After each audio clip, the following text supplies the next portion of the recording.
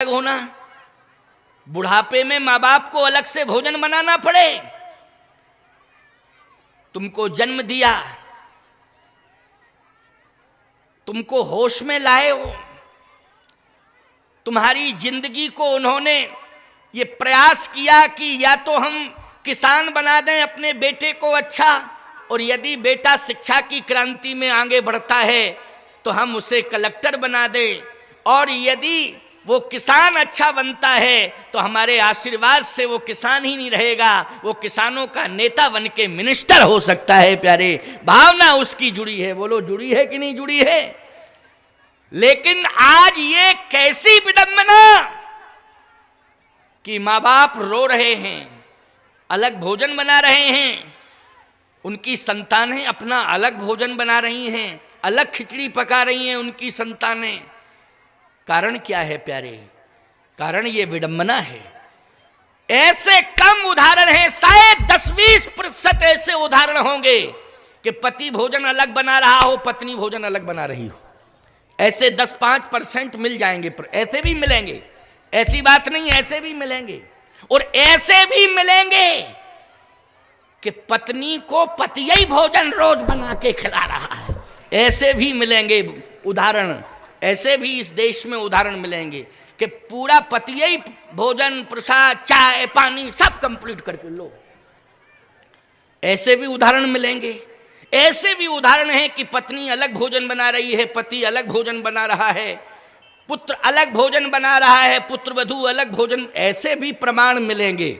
लेकिन 60% प्रमाण ऐसे मिल रहे हैं कि जिनमें माता पिता भोजन अलग बना रहे हैं और पुत्र वधू भोजन अलग बना के तैयार कर रहे हैं। बोलो, ये विडंबना नहीं है तो क्या है? ये विडंबना है। मां बाप को भोजन भी नहीं करा सकते हो तुम। धन हो जाओगे अगर तुम माता पिता के प्रति समर्पित हो जाओगे, तुम्हारे जीवन धन हो जाएगा कि अगर तुम अपने हाथ से माँ बाप को भोजन करा दोगे। मैं एक बात कहता हूं, जो अपने हाथ से जीवन भर माँ बाप को भोजन कराता है, परमात्मा एक दिन उन्हीं के हाथ का भोजन करता है। ये मैं दावे के साथ कह रहा हूं, चैलेंज से कह रहा हूं। अर्थ, धर्म, काम, मोक्ष, ये 4 पदार्थ होते हैं। अर्थ, धर्म, काम, मोक्ष। ये किसके हाथ में आते हैं ये चारों पदार्थ? अर्थ चाहिए तुम्हें तो कैसे मिलेगा? धर्म चाहिए तो कैसे मिलेगा? मोक्ष चाहिए तो कैसे मिलेगा? अर्थ, धर्म, काम, मोक्ष। काम चाहिए तो कैसे मिलेगा? ये 4 मिलेंगे कैसे? यदि रामायण को तुम सुनते हो, रामायण के प्रति तुम्हारा समर्पण है, तो मैं बता रहा हूं कि अर्थ, धर्म, काम, मोक्ष रामचरितमानस के प्रमाण के अनुसार कैसे मिलेंगे आपको। करतल हो पदारथ ताके,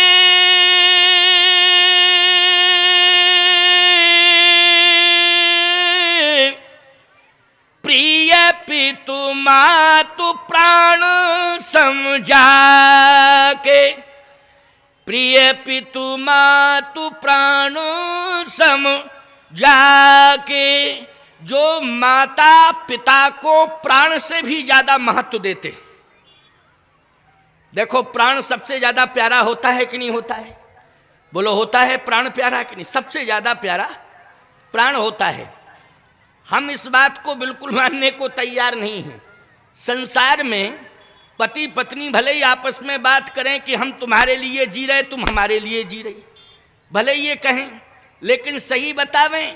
और यहां तक चैलेंज हो जाता है कि पत्नी कहती हम तुम्हारे बिना नहीं जी सकते, पति कहता हम तुम्हारे बिना नहीं जी सकते।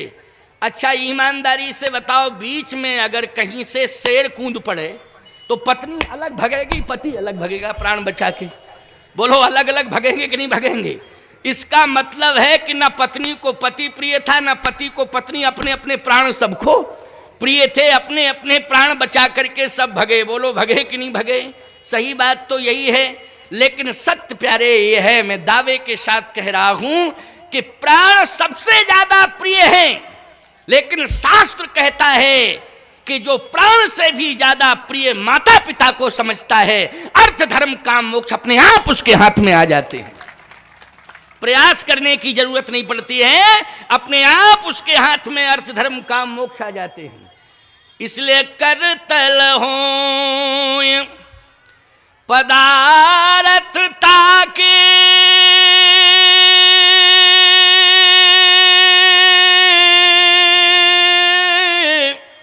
ओ प्रिय पितु मातु प्राण समझा के। माता पिता को प्राण से भी ज्यादा महत्व दो, क्योंकि तुम्हारे प्राण बचाए हैं माँ बाप ने। बोलो बचाए प्राण कि नहीं बचाए? अच्छा बोलो भाई, तुम माँ के उदर में थे, उदाहरण दे रहा हूं, माँ के उदर में थे, ठंडी का मौसम है, समझना इस बात को, ठंडी का मौसम है और तुम माँ के उदर में हो, और जनवरी की कड़ाके की ठंडी में माँ 2 किलो दही में शक्कर डाल के जनवरी के रात्रि के 12 बजे पी जाए। बोलो भाई, तो तुम्हारा क्या होगा? अंदर तुम पेट में हो और वो 2 लीटर दही जाएगा अंदर। बोलो उस समय तुम्हें कौन याद आएगा? जल्दी बोलो, बोलो कौन याद आएगा? मैं मानता हूं कि मां को भी नुकसान पहुंचेगा, मां को भी नुकसान पहुंचेगा, शायद मां भी जिंदगी और मौत की लड़ाई लड़ने लग जाए। लेकिन सत्य कहता हूं आपसे, एक बार मां भले ही सोच ले कि मुझे दही पी के मरना है, मुझे जहर पी के मरना है, लेकिन जैसे ही वो दही हो चाहे जहर हो मुंह पर आएगा तो बेटे की याद आएगी कि नहीं नहीं, बेटा मेरे उदर में है, इसके प्राण बचाना मेरा परम धर्म है।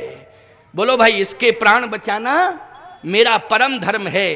इसलिए वो अपने प्राणों को रोके रहेगी, क्योंकि बेटे का प्राण बचाना परम धर्म है। तो बोलो अपने प्राण से ज्यादा चिंता बोलो बेटे के प्राण की करती है कि नहीं करती? संतान बेटी हो चाहे बेटा हो, मैं बेटा ही शब्द कह रहा हूं तो बेटियां ऐसा ना सोचें कि मेरे लिए तो कुछ कह ही नहीं रहे, मैं संतान की बात कर रहा हूं। बोलो ईमानदारी से, अपने प्राण से ज्यादा चिंता अपनी संतान के प्राण की है कि नहीं? मां को है। और सुन लीजिए प्यारे, जब तुम होश में आ जाते हो, अगर भूखे हो और भोजन सीमित है, तो बोलो माँ बाप पहले संतान को भोजन कराते हैं कि नहीं कराते हैं?